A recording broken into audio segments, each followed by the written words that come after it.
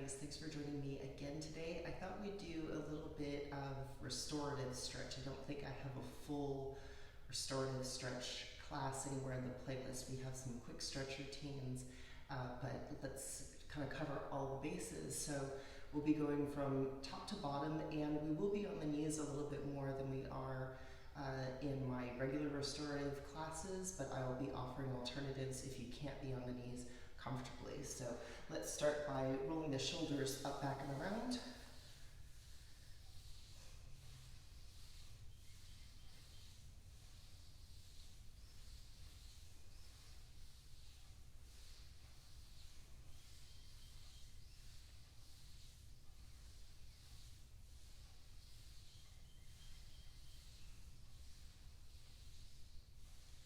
We'll bring the shoulders down the back. We'll marry breath to movement here. So you're going to inhale and tilt your chin up, and then exhale, tuck your chin down to one of your shoulders. So you should feel a stretch along the side of the back of your neck.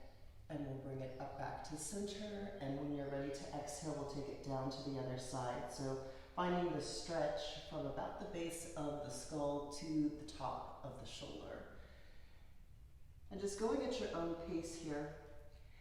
The amount of time it takes for you to inhale is the amount of time it should take for your chin to come all the way up. And the amount of time it takes for you to exhale is the amount of time it should take for your chin to come down to your shoulder.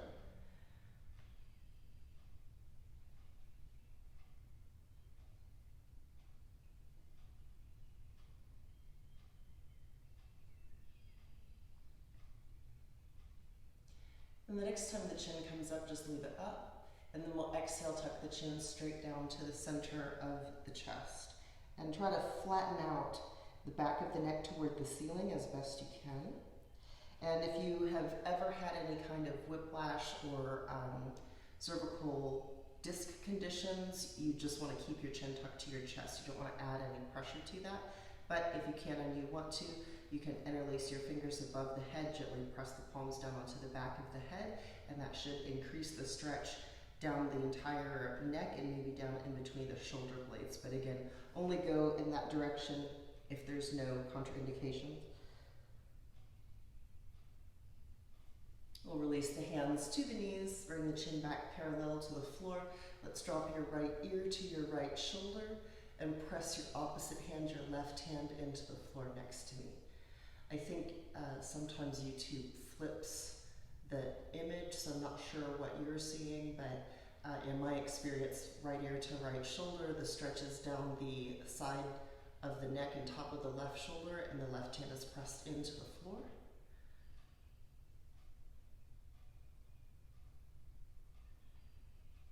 You can also use your free hand to call your ear closer to your shoulder if that feels comfortable.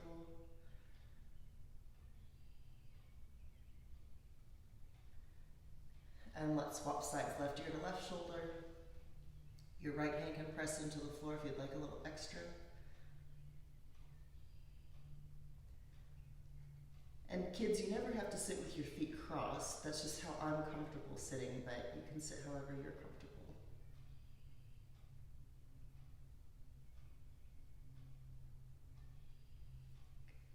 And up back to center.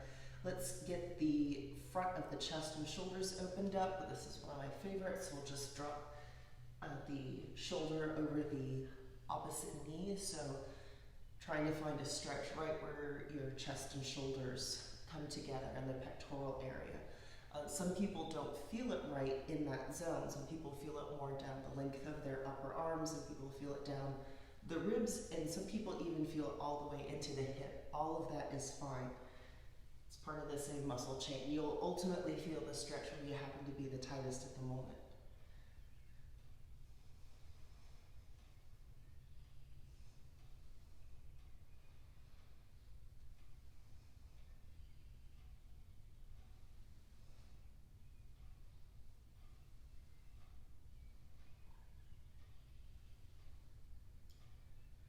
Let's bring the shoulders back over the hips. We're going to take the hands behind your back. If you can, try to grasp your hands. Some people will try to do elbows. That's not what we're stretching here. So grab the hands.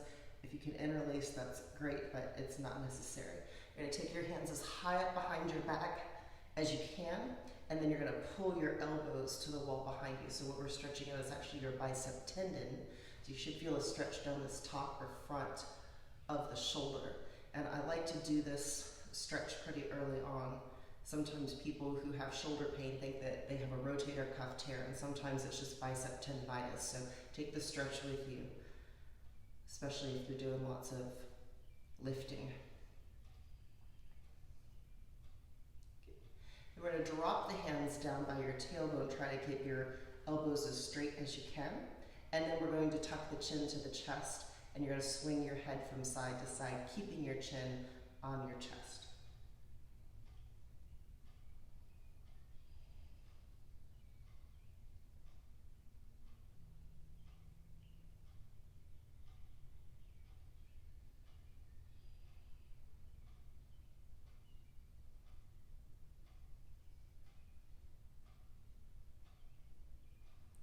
And if you're feeling frisky, you want to roll forward, you can.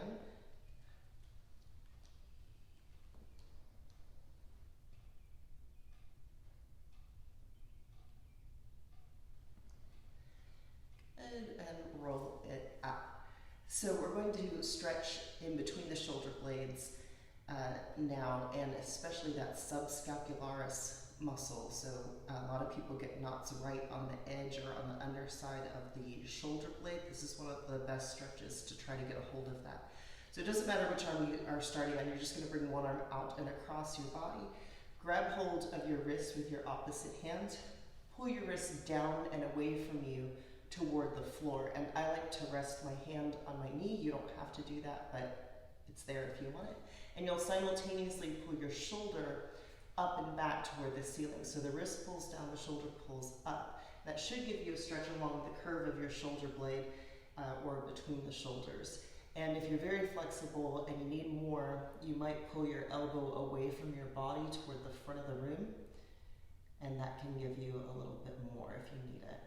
You can also play with the position of your head. Sometimes if you drop your ear to your shoulder, your opposite shoulder, you can get even more. So let's bring it to the other side. Out and across, down and away with the wrist, up and back with the shoulder, if you like, out and forward with the elbow.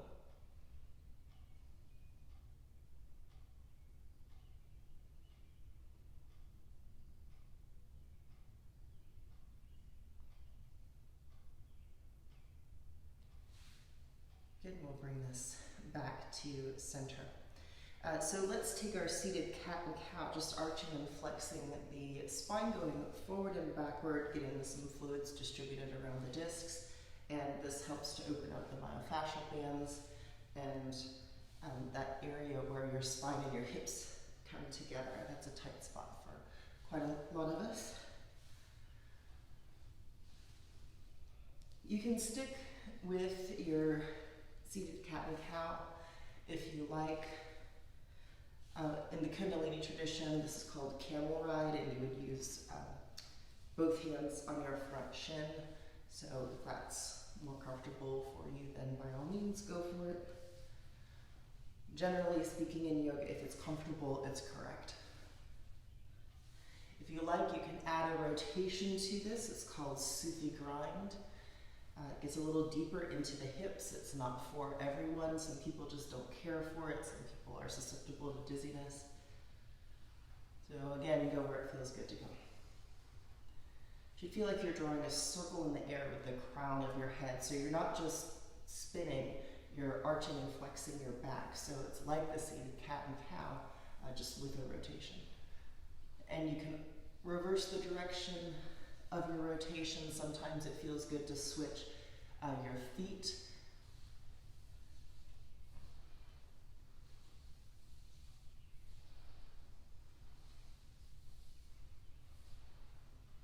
Good, and bring this back to center. We're going to take a twist. It doesn't matter which way you go first, just look over one of your shoulders. I like to place my hand on the outside of my knee.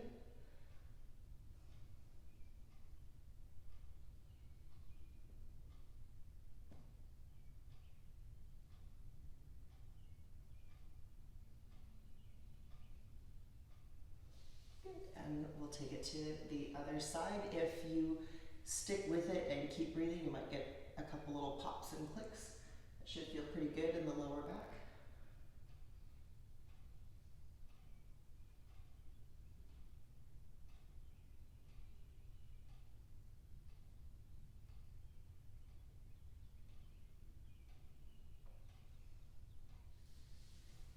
And around back to center. So we're going to stretch out the sides of the body. Sometimes people who have lower back pain or pelvic misalignments have tight muscles on the sides, and it's pulling the bones with them and creating some osseous discomfort. So if you like, just take one arm up overhead. I like to put my whole forearm on the floor. You might like to have your palm on the floor or even your elbow resting on your knee. We're just looking for some space between the ribs. And so if you're in the camp of people who's real tight in the low back or the hips, might be feeling this especially intensely right around the crest of your hip, the iliac crest.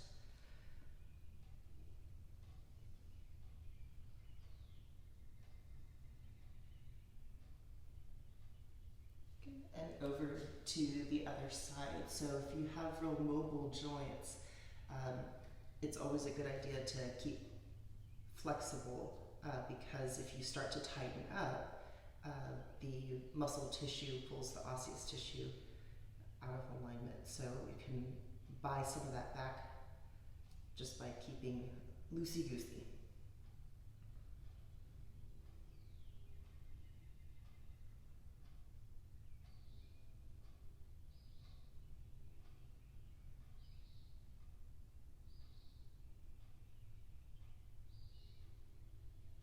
Good, and back up to center. So we're going to stick out the feet, circle the ankles. This is my great contribution to yoga.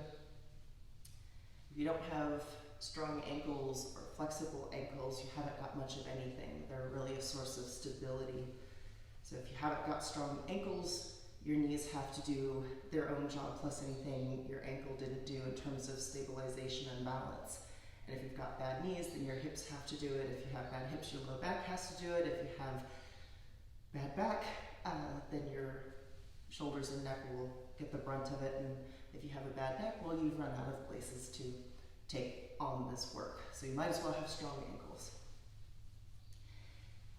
If you're pointing and flexing your feet as much as you can, you should get a nice stretch. And then we're going to pull the toes back toward the face, kick out with your heels. If you can reach forward and touch your toes, then goody for you. It's not really necessary.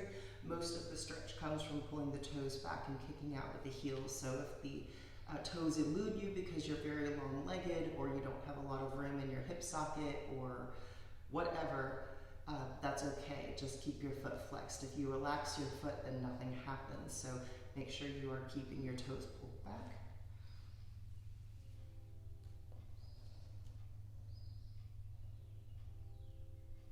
So we're stretching the superficial hamstring. So these are the muscles that you can feel with your hands close to the skin. We're going to shift now into the deeper hamstring area. So these are the part of the hamstring that is closer to the bone. So you're going to tuck one foot in, it doesn't matter which, and then line up your big toe to your nose. And it's important that as you do this, you don't end up on the diagonal. You want your hips to be nice and level. And then again, you're reaching forward for the toes. If they're available, keep your foot flexed. Try to, as much as you can, get your forehead down towards your knee, and it should be a much more interior sensation, this stretch. You shouldn't feel it so much on the outside, so it's a little bit less burny or tingly feeling, and it's sort of more of a dull sensation.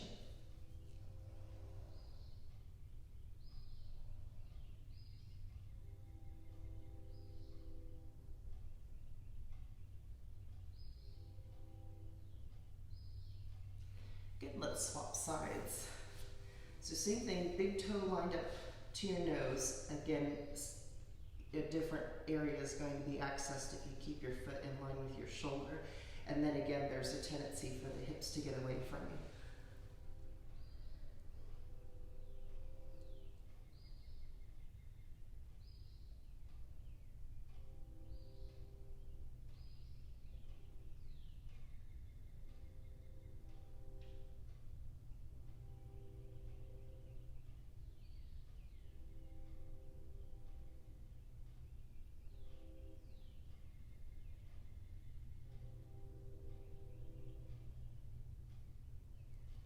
Good, and we'll bring this foot to meet the other one. So for your baby bear choice, you can just sort of butterfly the knees up and down.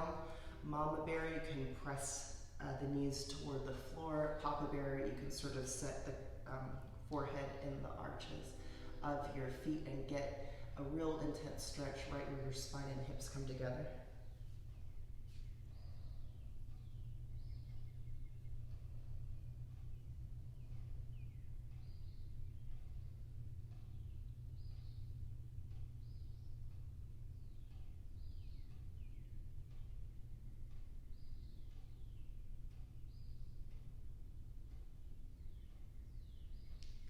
And bring this up. We'll bring your feet flat to the floor, the knees pointed at the ceiling. So we're going to get into the outer IT band. Now this is a fascial band that runs outside of the hip, thigh, and buttock and hooks in under the knee. So for knee people, people with bad knees, this is a really good alternative to Pigeon. So you're just going to get one foot out of your way. I like to tuck my foot in. If your knee doesn't like that, you can extend it out. For your baby bear choice, you pull the knee in toward the chest and just sit up nice, straight, and tall. And if you're not finding a stretch on the outside of the hip, thigh, or buttock, you might need to take mama bear, which is crossing the ankle over the knee.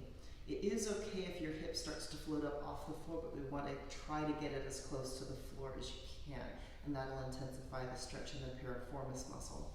And if mama bear works for you, you can stack knee over knee for papa bear. And in all of those positions, you can also lean forward to get more oomph in the stretch. The caveat is that if this front of the top knee feels any kind of pressure or pulling, then you need to back out of it. That is your anterior cruciate ligament, and it does not play nice. It usually just sort of subtly lets you know that it's unhappy, and then it snaps. So don't take it too far.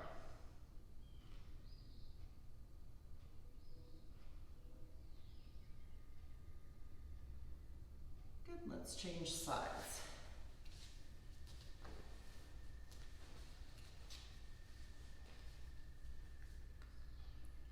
So again, you should be feeling this all along the outside of the hip, thigh, and buttock. You might get that little pull on the outside of the knee. You can decide how much is too much, but again, that's that front part of the knee that we're wanting to be especially careful of here. And it's real common for one side to be significantly tighter than the other and less flexible. So just sort of make a note of which side that might be for you if that's true.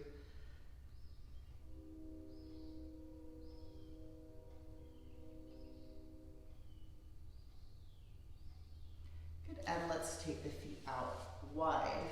So it is not important how far apart you can take your feet. It is important that you keep your foot flexed and your toes either pointed up at the ceiling or slightly behind you. But toes falling forward is going to put pressure again on that ACL, and it does not like to be twisted or manipulated in any way. So if you find that your feet are falling forward, you probably need to bring your feet closer together. We'd rather you do that and keep your knees safe than try to go for the stretch and overstretch. So toes pointed up or back. You can take the hands behind your back and lift up with your chest. That would be your baby bear. This gives you the adductor stretch on the inner thigh with no compression in the joint. If you like a little bit of compression in the joint, mama bear, you can bring your hands forward slightly and sort of push out through the backs of your shoulders. It also feels good between the shoulder blades. And as long as you're not bringing your toes with you, papa bear, you can splat yourself all the way forward.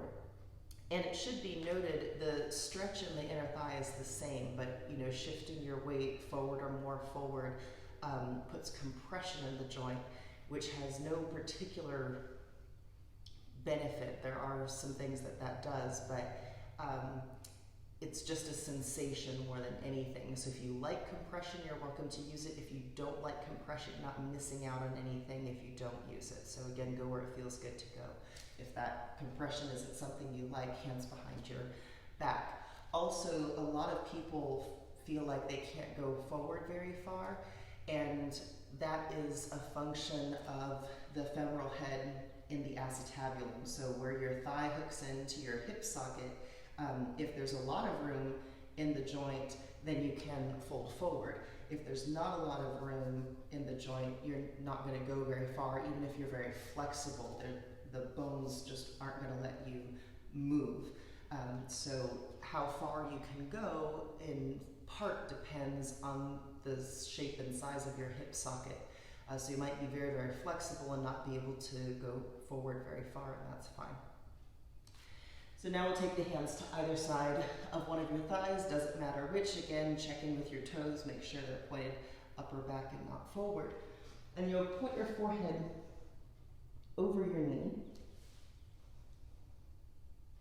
And this is your QL, quadratus lumborum stretch. You should be feeling a stretch down the side of your lower back from about the top of the hip to the bottom of your rib, somewhere along in there. One thing to watch out for is you want to keep both of your sitting bones, both ischial tuberosities, pressed into the floor. So a lot of times you pick weight up off of one of them, or sometimes even there's daylight between your hip and the floor, and we don't want that. It takes away from the isolation of the stretch. So a lot of people who have those pelvic misalignments or hypermobile joints, it's the sacrum that gets out of whack quite a lot, and this is a really good stretch for that.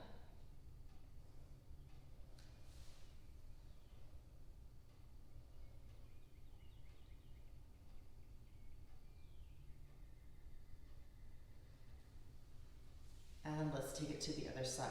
This is a really good one to do before you even try to get out of bed in the morning. So a lot of us, you've been asleep for several hours, you haven't been bearing any weight in your back, and this QL muscle is one of the muscles you use to sit up and to stand up out of bed. And so it hasn't been working for a few hours, and then you make it torque your entire body weight.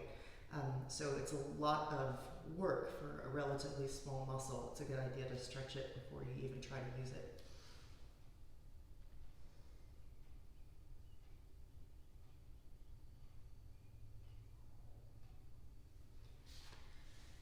And I'm going to give you an alternative. We're headed up into all fours on hands and knees, unless your knees are not amenable to that.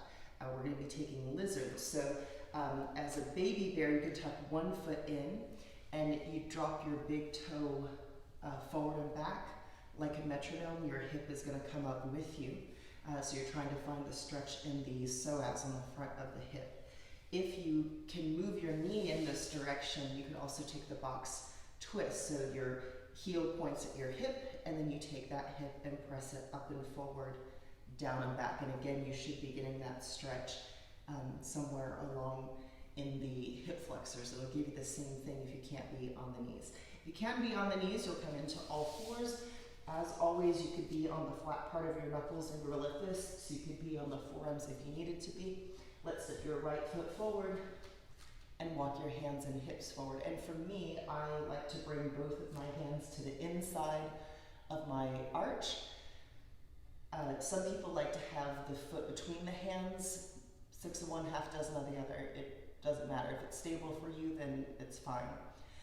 You can also add to this stretch by coming down or going up. You can also put your left hand on the midline of the mat and look over your right shoulder, and that will drop your left hip down even more. Some people, if you're quite tight in the quads, on the tops or fronts of your thighs, you can use whatever hand you like and pull your heel to your hip and grab hold of it and pull it in. So I'm very externally rotated, so for me, if I'm pulling my left heel toward my left hip, it's easier for me to grab it with my right side, but it might be same side for you. So again, go where it feels good to go.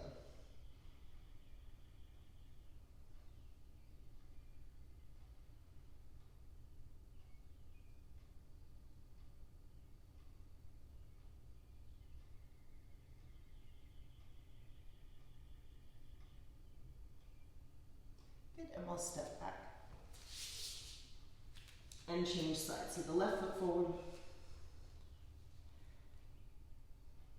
the hips press down and forward. So there's always that down and forward trajectory. So you're really pushing your body weight into the front of your hip. And the hip flexors are sort of colloquially referred to as the iliopsoas. That's actually just sort of a shorthand. There's the iliacus, the psoas major, psoas minor, that we're referring to when we say that. But these are really, really deep muscles, and your psoas is actually the only muscle that directly connects the bones of your upper and lower body. So it's got a really big job to do. And I'm often telling people, if you have insomnia or anxiety, take lizard, because it's the hip flexors are the first set of muscles to receive the fight or flight response from your brain. So relaxing the muscles can relax that response. And let's take back to all fours. So because I'm already in position for the more Papa Bear version, I'll give you that first. And if you need the baby bear, I'll flip over in just a second. So we're taking thirsty giraffe. You bring your right foot forward again. You leave it on the floor, and you're going to pull your hips back and try to straighten out your knee. It's fine if it's not all the way straight, but what we don't want is our toes coming up, because if you lose your balance, there's no good place for your knee to go. So even if your toes aren't on the floor, they still need to be pointed down. And if you don't believe me, you'll end up in an orthopedic surgeon's office very, very soon. You will then pull your hip, your right hip, backward, and you should feel a nice pressure down the back of the thigh. If thirsty giraffe is up for you, you can come onto your back, kick up a foot in the air, and grab hold of it. It'll do the same thing. You just won't have to be on your knee, and then you don't have to worry about overstretching your knee. Whichever works for you is fine, whichever of those. Let's change sides. So thirsty giraffe on the other side. Remember, you don't have to keep your toes on the floor, but you do have to keep them pointed down.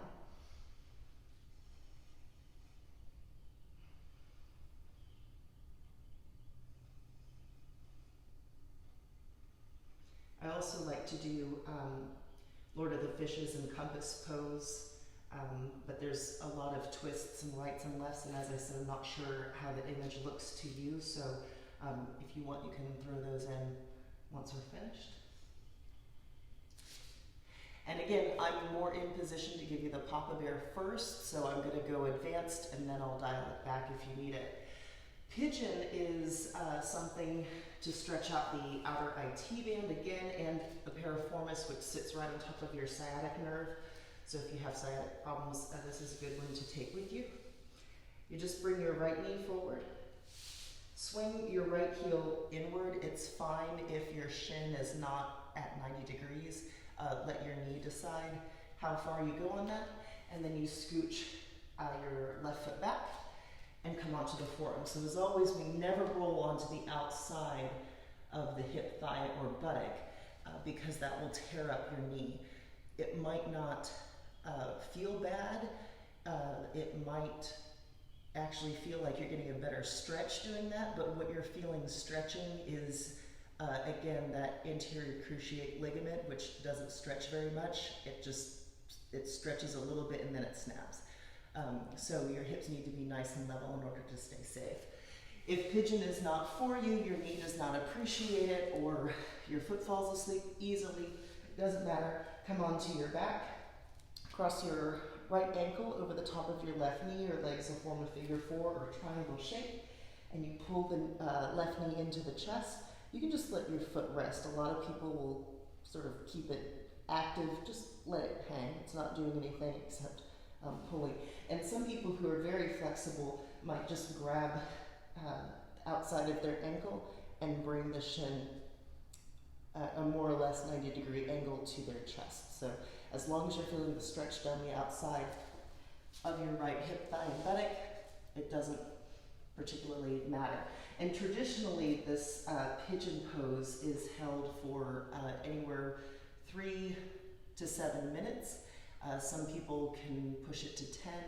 Don't hold it longer than 15 minutes. And if pigeon's very, very comfortable for you, set an alarm so that you don't fall asleep and get overstretched in that area, because you can get some nerve damage with that tension.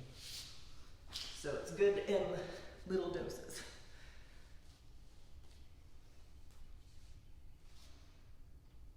Let's swap sides.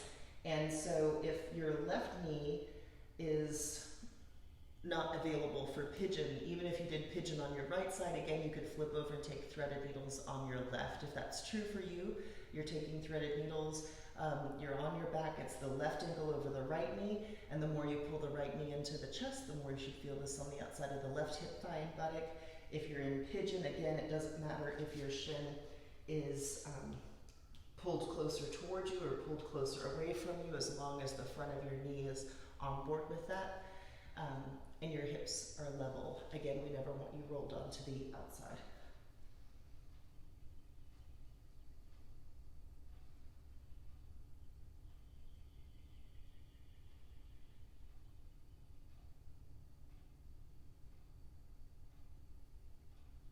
And let's come back up to all fours if that is available to you. So again, I'm more in position to go advanced downwards instead of going beginner and upwards. So you're going to pick up your right palm to face the ceiling. We're taking threaded needles with the arms. You'll thread your hand under your left underarm, and you're going to keep reaching until your shoulder can meet the floor.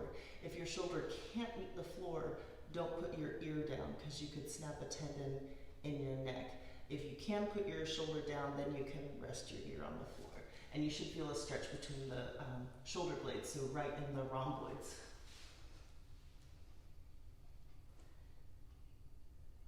And if you like, you can bring your arm up or around or ahead, or you can just leave it right where it is.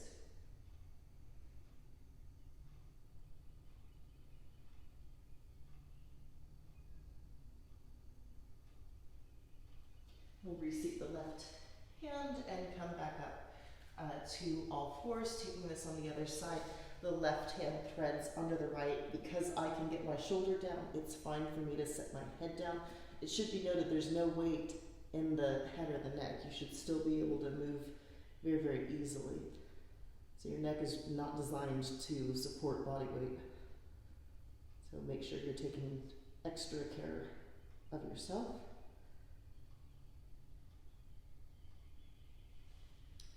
And back up to all fours. Let's step, if you can, your right toes behind you, pushing out through your heel, getting the stretch through the calf and Achilles.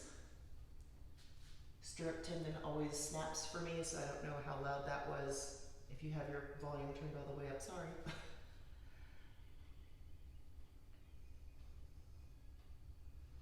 And let's change sides. And as always, kids, some people like to bounce into a stretch. I don't like to do that, so I don't demonstrate it, but it is there if you want it.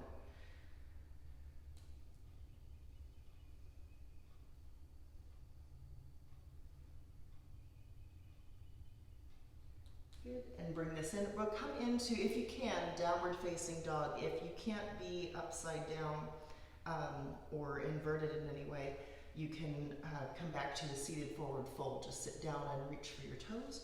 Elseways, you'll take your downward facing dog.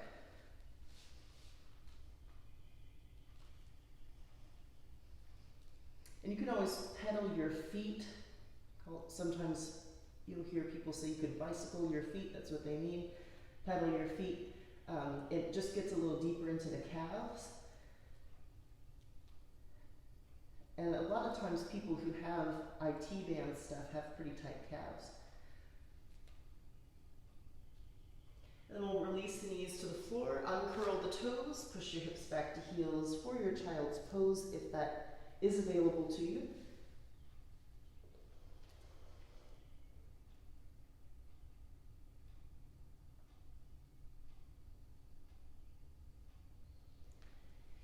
And let's come on to the back. So you're going to cross your right knee over the top of your left knee. This is not like threaded needles because there's no space between the thighs. So threaded needles, you have that nice figure 4 shape. I don't know what this is called, I made it up. But there's no space between the thighs. I'll come up with something.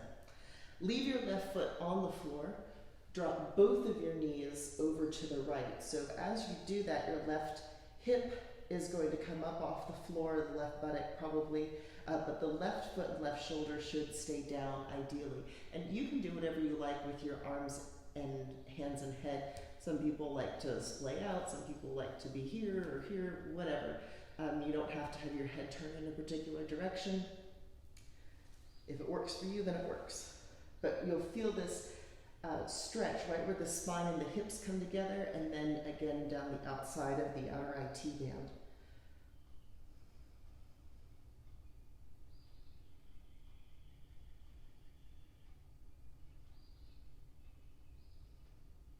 Good, and back up to center. So you uncross. Now the left knee over the top of the right knee, no space between the thighs. Leave your right foot on the floor, drop both knees over to the left. As you do that, your right hip comes up, but the right foot and the right shoulder will stay down. Hands and head wherever they're comfortable.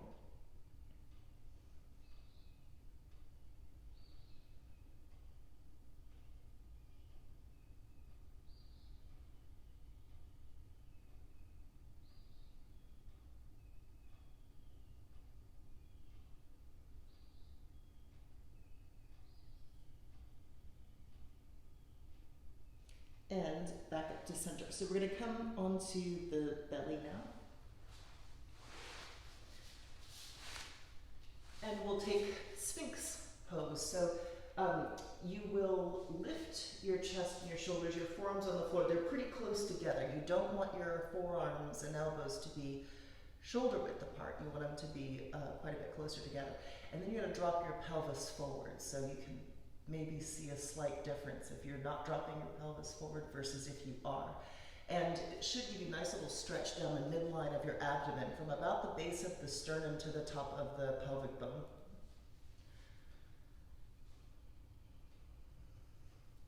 You can take upward facing dog or cobra if you wanted to. It's just, you'd be using your wrists and you have to marshal a few more muscles, and we're kind of moving towards the end of the practice. So that's why I chose Sphinx. If you want to do something else, have at it. I won't know. And then we're going to stretch out the front of the hips again. We're going to take baby frog, which is for you people who get caught up in semantics and biology. It is not tadpole, that is something else. This is baby frog. And you just go as far as you can. So I'm going to demonstrate the way I can do it, and then I'll show you how it might look or feel for you. So you're coming down onto the chest, and you're going to pull your knees as wide as you can, and you're going to bring the soles of your feet together, pull your heels up as close to your hips as you can, and bring your feet as close to the floor as you can. And again, I'm super externally rotated, so this is very easy territory for me. Most people are not this externally rotated. They're put together a little bit more efficiently. And so you might have your heels closer together, your feet might be off the floor a little bit more. But again, you should just be feeling the stretch on the front of the hip. You should feel pretty significant dull stretch around your hip socket. So again, we are stretching muscle, but the primary purpose of this is to get into the tendons and the ligaments around the hips. And once you can get those to open up, the muscles will help come with them and open up, give you some new flexibility. So nice big stretch. It's intense. It's okay for it to feel intense or like you have to put some effort into it, but it's not okay to feel like you're in any kind of pain. So again, you get to decide what that is for you.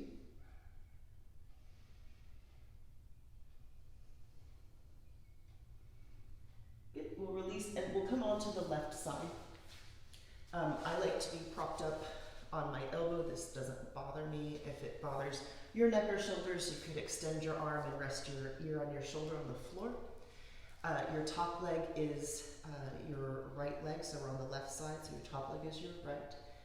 Grab hold of your foot or your pant leg and kick your knee behind you so that you're feeling the stretch on the quads. If your knee does not like this type of flexion, you could set your foot down and drop your knee, and you get the stretch without the pressure on the knee. But nice, yummy quadricep stretch.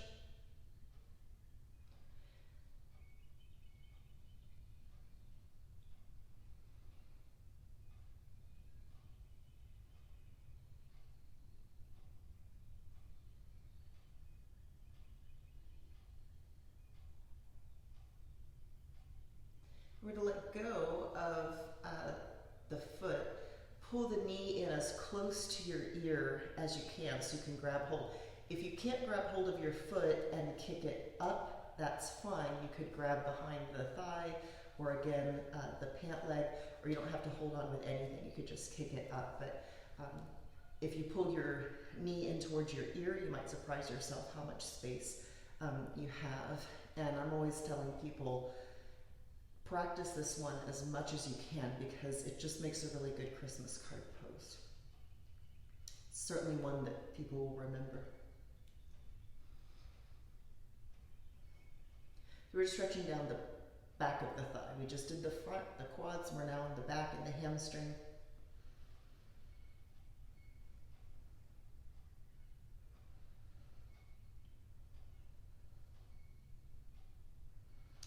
And we'll set this down and flip over onto your right side. You could just flip onto your right side in order to stay facing the camera. I'm going to do a little yoga break dancing and come onto the right. So now your top side is your left. Grab hold of your foot if it's available. If you have a strap handy, you can use that. But again, you can also just set your foot down and let your knee drop and you get the same stretch.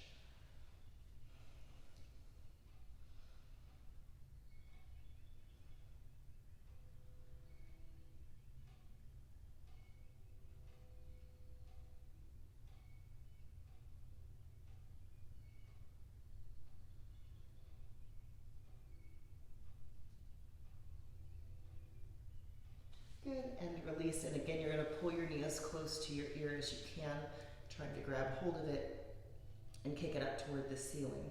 So typically when I teach classes, I have music going, and so I can sort of count the measures of the music to stay even on each side.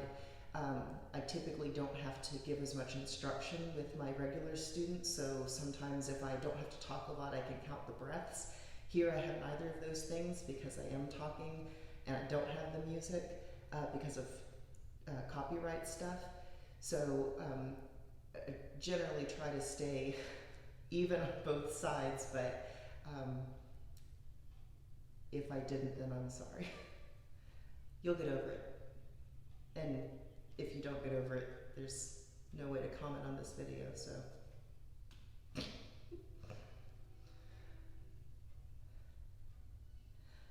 All right, let's come back onto the back. You'll have your feet flat to the floor, knees pointed at the ceiling. And you're just gonna leave your feet on the floor and you're gently going to drop both knees over to the right, then both knees over to the left. It's fine if your hips come up off the floor a little bit. So your knees are going from side to side like windshield wipers. It is not the objective to get your knees to touch the floor, although if they can, then that's fine. But what we're really aiming for is the stretch right in those little tiny connector muscles that bring your low back and your hips together. Those are a real tight area for most people. So when your core gets tired, we tend to shift our weight back right into this area, into the SI joint. And that sacroiliac joint is often a point of contention for people that has a tendency to misalign. So once you've had your fill there, you're going to pull the knees into the chest, thighs to belly. This is Upasana, wind relieving. And if this is more than your knees like, or it's not enough on the underside of the thigh, you could always take Happy Baby with the palms of the hands to the soles of the feet, and then rock from side to side like a Happy Baby would. You're also getting a chance to sort of acupressure massage the really ropey spinal erectors that jog down either side of your spine. And it just should feel pretty good to have your body weight pressing. Now, if you have a good and healthy low back, from here, you can drop the knees over to the right and look over to your left. If you want a little bit more, you could even kick your top leg out. That'll give you more torque in through the sacrum. If you feel like your back is quite sensitive, you can't handle a big twist, you can put your feet back to the floor, then drop your knees over to the right and look over to the left, and that would be a much more comfortable angle for your knees and for your sacrum. The recommendation is to turn your head in the opposite direction, one, so that it completes the twist and you get the stretch all the way up through the neck, and two, there's the idea that you can drain some lymph nodes, and three, there's an idea that turning the head is beneficial for the thyroid gland.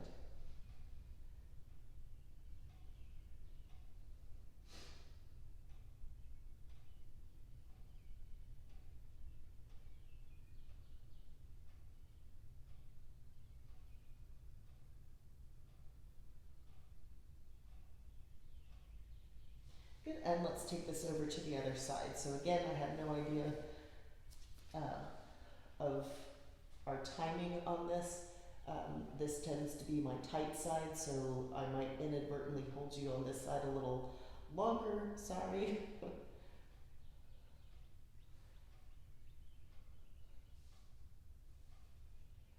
I get heckled in class a lot more than I ever expected. When I went to yoga school and became a yoga teacher, you didn't think that you'd get heckled in class, but you do. So if I'm not doing something on one side a lot longer than the other, then I sometimes forget to do something on both sides, and that results in some commentary. And then sometimes I forget the names of basic body features. The other day I couldn't remember the word foot, and I just referred to it as that thing on the end of your leg, and was subject to much ridicule. All right, so let's bring it back to center. You can set your feet down. This is a good time just to sort of free stretch on your own. Again, I don't ordinarily do a shavasana on the videos. I do during class, but we'll just do a little mini shavasana today because I don't have music and it's not very visually interesting. It'll just be short. But if you want the traditional shavasana pose, is corpse pose, just your body in the shape of an X and eyes closed. Swallow and relax your jaw, separate your teeth. And just feel the gentle rise and fall of the belly and the chest.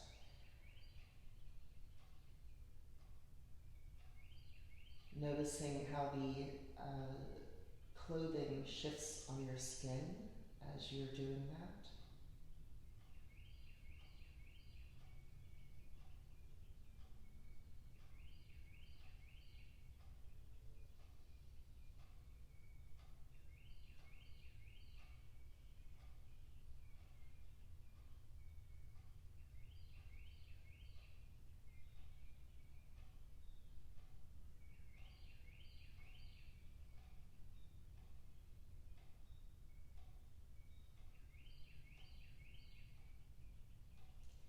And then you'll begin to inhale awareness back into your body. You can wiggle your fingers and your toes. You could roll your head from side to side. You could take your arms up overhead or pull your knees into your chest, whatever feels good to you. Once you feel like you've sort of gotten yourself reawakened, you could come onto your side in the fetal position, and then take your top hand and press up back to seated. If you want to namaskar out, you can. Other options are to add some twists by taking the Lord of the Fishes and the compass, or as we sometimes call it in restorative, the Agnes and George. And you could also do legs up the wall if you wanted to add a little something extra to your practice. So I hope this was helpful to you. See you next time.